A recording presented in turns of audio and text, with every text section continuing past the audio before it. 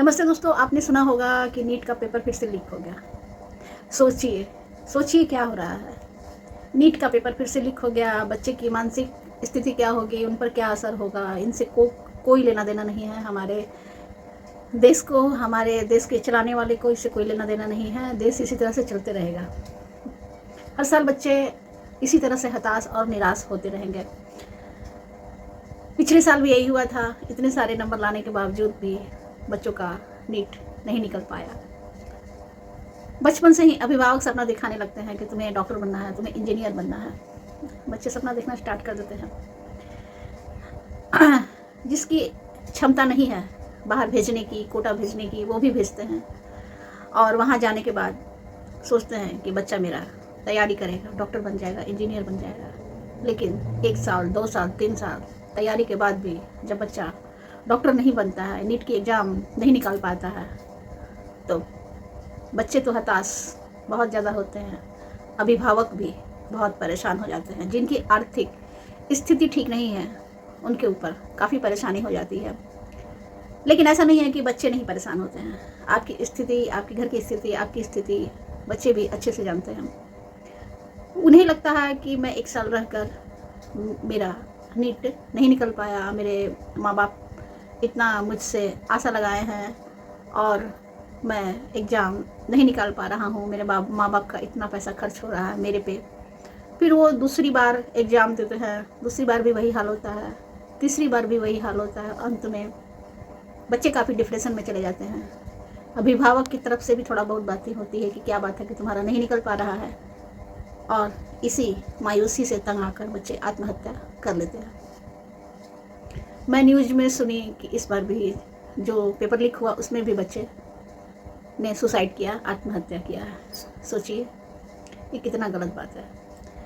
लेकिन मेरा सबसे पहला बात मेरा ये कहना है कि अभिभावक, आप लोग डॉक्टर बनाने का सपना देखना छोड़ दीजिए। जो पूंजीपति हैं उनके लिए नहीं, जिनके पास पैसा है वो ज़रूर डॉक्टर बनाएं, क्योंकि डोनेशन से ही बच्चे डॉक्टर बन पाएंगे। 1 या 2 साधारण व्यक्तियों की हो पाएगी, नहीं तो डोनेशन से ही बच्चे डॉक्टर बन पाएंगे। जिनके पास पैसा है उनके लिए कोई बात नहीं है, लेकिन जिनके पास आर्थिक स्थिति कम है, आर्थिक स्थिति उतनी मजबूत नहीं है, और बच्चे आपकी एवरेज हैं, उतना तेज नहीं है, तो भी डॉक्टर नहीं बनाए। बहुत सारे क्षेत्र हैं हमारे देश में, जीवन जीना है, डॉक्टर बन के जीना है, इंजीनियर बन के जीना है, कि क्या बन के जीना है ये डिसाइड मत कीजिए, उसे ज़िंदा रखिए।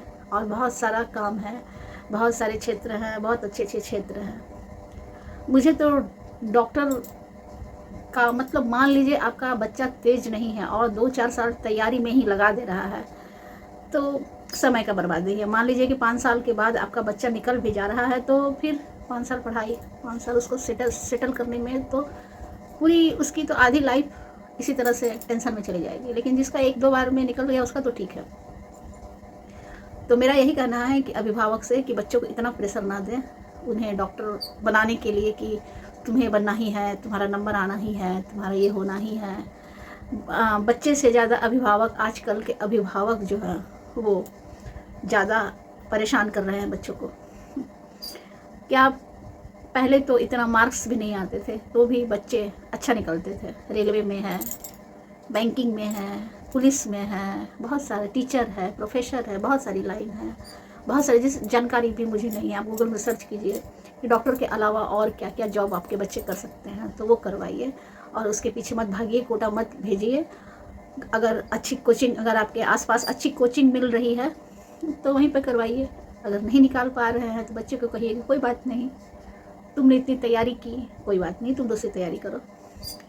तो बच्चे को इस तरह से मानसिक परेशान नहीं होंगे और आत्महत्या करने पर मजबूर नहीं होंगे। और उनसे बातें करें बच्चों से। तो मैं आप सभी से यही कहना चाहती हूँ कि आप अपने बच्चों को ध्यान दें।